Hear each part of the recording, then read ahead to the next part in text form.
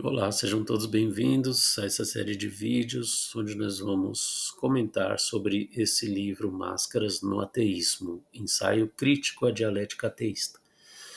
Eh, Hoje, nesse primeiro vídeo, a gente vai apenas fazer uma apresentação, né, e alguns comentários introdutórios aí acerca do livro, tá certo? Bom, vou começar aqui pela proposta do livro, tá? Então vamos lá. Primeiro, o livro é de André de Souza Freitas, o título é Máscaras no Ateísmo, ensaio crítico à dialética ateísta. Está na primeira edição e foi publicado pelo Clube dos Autores em 2020. Tá? Bom, a proposta do livro não é invalidar o ateísmo, tá certo? Não é dizer que o ateísmo seja um falso pensamento, seja uma coisa mascarada, mas é mostrar que existem argumentos ateístas que o são, né? Que não resiste a nenhuma avaliação rigorosa. Se você analisar, tem muitos argumentos, por exemplo, pautados em ciência, que se você for analisar a fundo, nem a ciência realmente diz aquilo, ou não é o que eles criticam na fé não é o que realmente a teologia daquela crença não é o que aquela teologia afirma. Então é esse o ponto. O ponto é mostrar que existem argumentos mascarados, argumentos que são falsos, intencionalmente falsos algumas vezes, outras vezes simplesmente são falsos porque estão equivocados, mas que existe uma coletânea de argumentos ateístas que são pura máscara, tá? Que não se resistem a uma avaliação. Mas mas veja, foge da proposta dizer que o ateísmo seja de todo uma cosmovisão inválida, não é esse o ponto, tá certo? A pessoa pode ser ateu e ser muito honesta consigo mesma em toda a sua argumentação, em toda a sua forma de entender a vida, entender como as coisas são, tá certo? Porém, a gente pode até colocar que também uma das propostas do livro é mostrar que, por outro lado, a fé cristã não é uma aberração. A fé cristã também é uma visão de mundo, é uma cosmovisão válida, inclusive racionalmente, né? Pode parecer paradoxal, mas é. E essa é uma das propostas, tá? Mostrar isso. Bom, aqui eu destaquei um parágrafo que eu escrevi o seguinte, né, que é ao longo da leitura nós vamos ver que argumentos ateus às vezes se pautam em leituras equivocadas da fé. Já comentei, né? Nós vamos ver que isso acontece muitas vezes. A pessoa levanta, né, formula um argumento em favor do ateísmo, criticando a fé. Quando eu falo aqui a fé cristã, né? Ah, e quando você vai analisar a fundo, mas espera aí, não é isso o que a fé propõe, não é isso o que a doutrina cristã defende. Então você está formando um argumento em cima de uma falsa interpretação da fé. Né? Então, também é um argumento ilegítimo. E há casos em que a crítica vai recair aí aos professores da fé, porque eles às vezes apontam contra-argumentos aos argumentos ateístas que são inválidos também, tá certo? Nós vamos analisar sempre que esses casos acontecerem. Essa obra ela tinha originalmente uma versão e a versão foi mudada, né? Essa que nós estamos analisando é uma segunda versão, apesar de ser primeira edição, mas veja, é a primeira edição da nova reformulação, né? Da obra reformulada. A primeira obra, se você pesquisar, você vai achar também na internet, chama-se As Máscaras do Ateísmo. Ali sim, ela tinha uma conotação mais anti-ateísmo. Era quase que no sentido de dizer que o ateísmo é uma grande mentira ou é uma grande fraude, tá? Mas o tempo passou, o livro foi se aprimorando, os argumentos foram amadurecendo e chegamos nessa segunda versão, que é a versão atualizada, a versão mais recente, né? E daqui adiante, se surgirem novas inserções no livro, vamos mudar apenas as edições, segunda edição, terceira, conforme a necessidade, mas em termos de versão mesmo, de formulação da ideia, essa nova versão ela é mais dialógica, no sentido de compreender que a ideia não é falar que o ateísmo é uma grande fraude, né? A pessoa pode ser ateu e muito convicto, e muito coerente, e muito resolvido com suas próprias ideias, né? E pode pautar o seu ateísmo de forma muito racional, tá certo? De forma muito bem engendrada ali com a razão e tudo mais. Ou seja, o ateísmo não é uma aberração e nem o cristianismo, tá certo? Então essa é a versão mais dialógica, é mostrar que as duas visões de mundo são possíveis e que grande parte dos argumentos de fogo cruzado, ateísmo, cristianismo, grande parte desses argumentos não resiste a uma análise mais robusta, tá certo?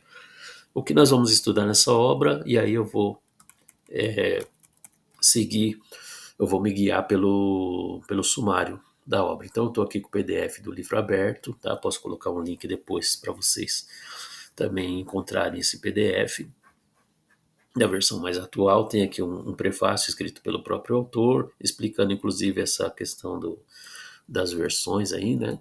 Mas vamos lá. Então aqui no prefácio, no sumário, a gente vê que o livro está dividido em principalmente duas partes. Além da introdução e da conclusão lá embaixo, tem duas partes principais: a parte máscara de ciência e a parte máscara da erudição. Em máscara de ciência, a gente vai analisar é, as afirmações científicas que podem ser usadas contra a fé, tá certo? E na parte máscara da erudição, as afirmações filosóficas que podem e às vezes são diretamente construídas contra a fé, tá certo? Então a gente vai fazer essa avaliação aí nesses dois magistérios, né? No magistério da ciência e no magistério da filosofia. Antes aqui tem uma introdução, essa introdução ela existe no sentido de mostrar rapidamente o que vai ser analisado ao longo do livro, tá? Separado aqui por mais ou menos numa linha do tempo, mas vai mostrar aí os principais pontos que serão abordados no livro. Então, como a gente já vai fazer isso aqui acompanhando, nos guiando pelo sumário, já fica mais ou menos passada aí essa parte da introdução, né?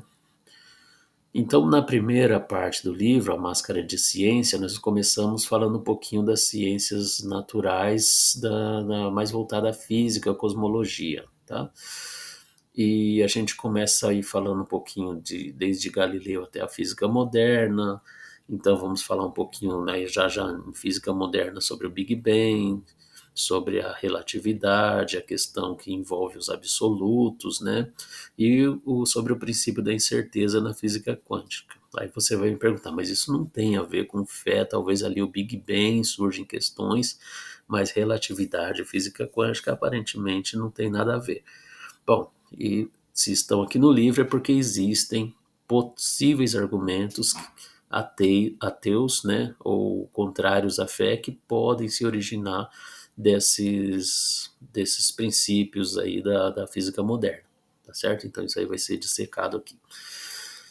Mas voltando um pouquinho aqui para interpretações pseudocientíficas, embora sejam argumentos mais rasos e mais simplórios, mas é como eu disse, eles prosperam parece que quanto mais simples o argumento, mais próspero ele é, né? Ele alcança mais longe, ele acontece com maior intensidade, com maior frequência. E, por exemplo, terra plana, né? Hoje em dia sai uma pesquisa esse ano, 2024, de que 7% dos brasileiros, se não são terraplanistas, pelo menos não acreditam na versão científica do formato da Terra. Então, olha como parece ser um tema assim risível, mas 7% dos brasileiros é muita gente, né? Pelo menos dos brasileiros eleitores, já que a pesquisa foi feita envolvendo público em idade eleitoral. Aí a gente entra também em algumas narrações da Bíblia que são usadas aí como evidências de que a Bíblia não é confiável, que não é científica, que isso e aquilo. Tá? Aquela água sobre o firmamento, estrelas caíram do céu, o sol parou lá na história de Josué e assim por diante. Tá? Então vamos examinar um pouquinho, volto a dizer, apesar de serem argumentos mais simples, argumentos simplórios, não são argumentos de profundidade, como aqui em cima a questão da relatividade ao absoluto, a incerteza nas flutuações quânticas, a formação do universo a partir do nada, né? Argumento aqui, por exemplo, quando a gente fala de física quântica, incerteza, Big Bang, a gente vai falar do argumento de Dawkins, né?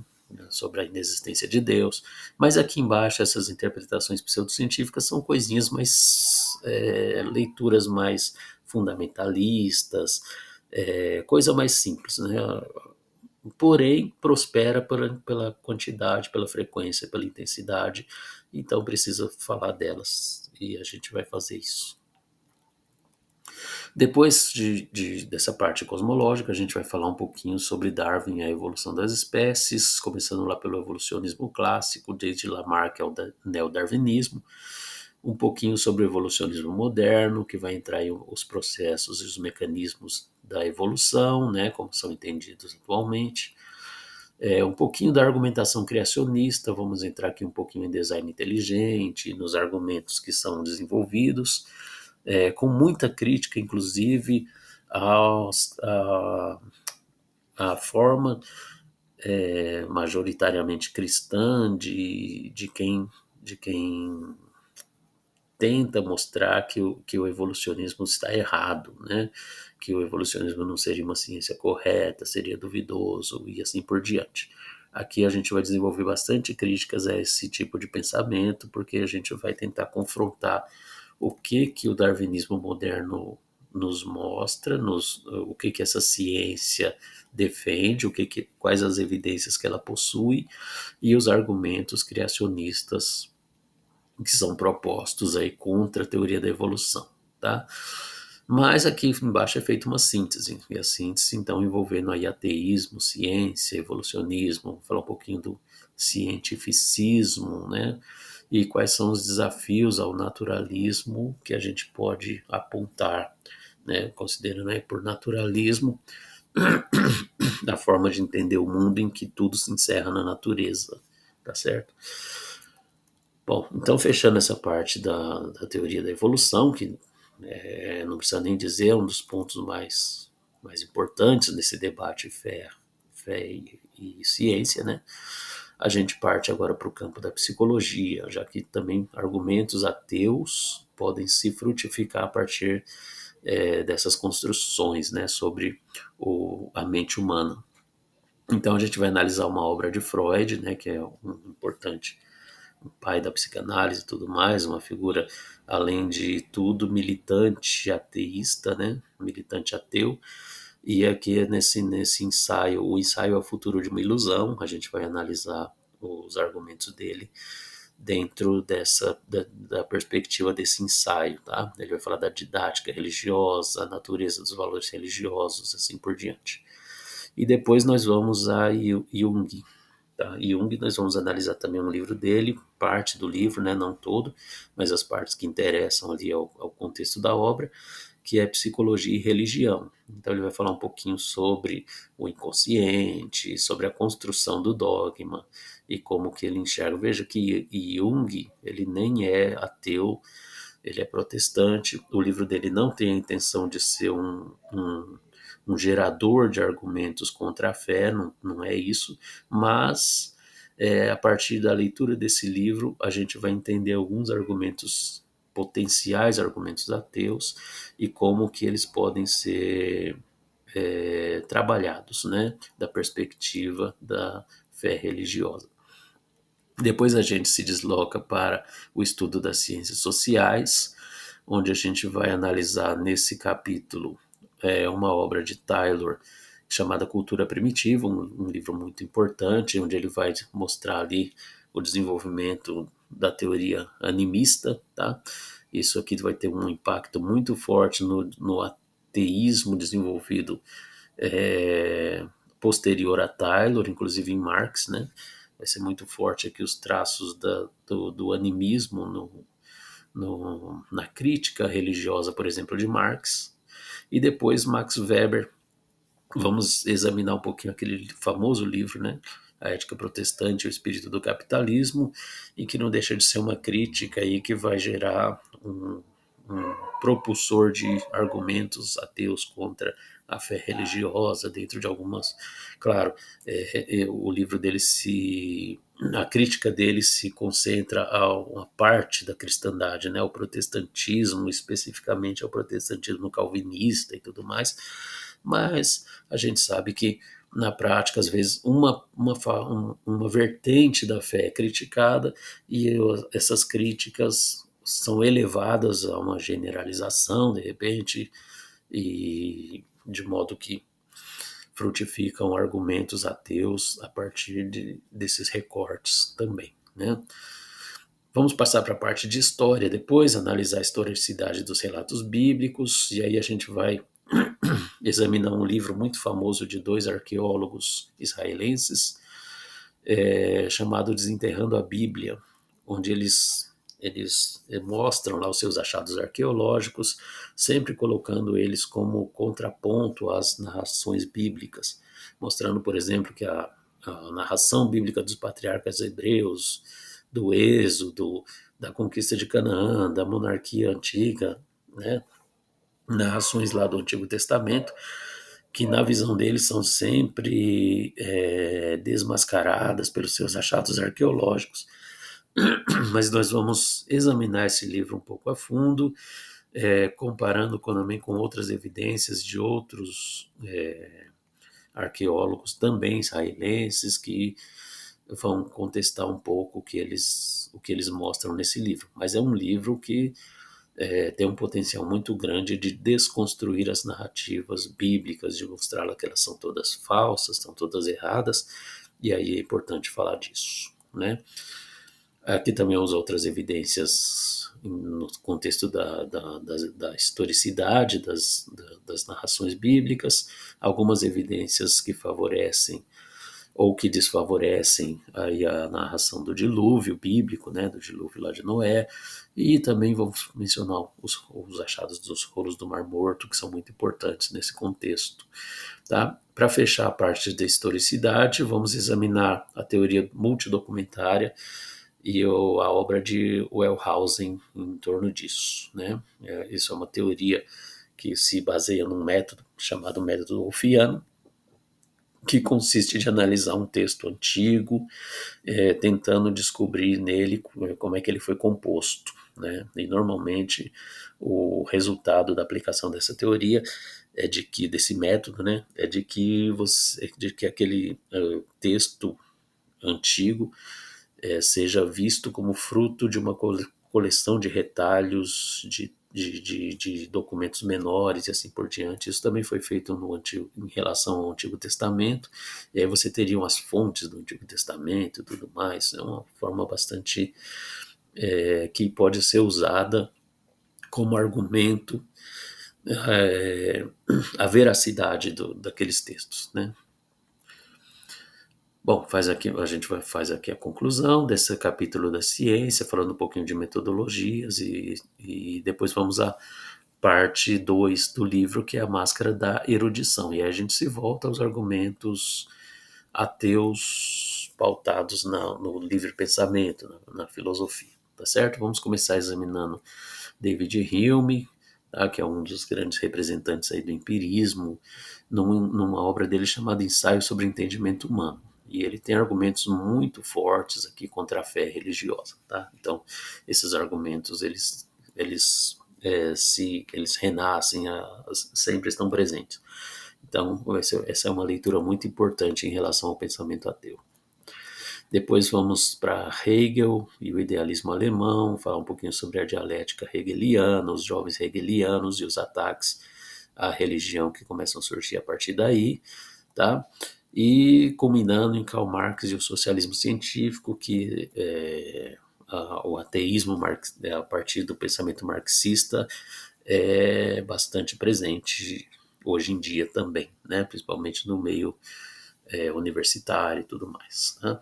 Então, aqui nessa parte de Marx, a gente vai ver, por exemplo, como que ele herda ou como que ele bebe da fonte da teoria de Taylor lá, que a gente viu antes, né, na parte das ciências sociais.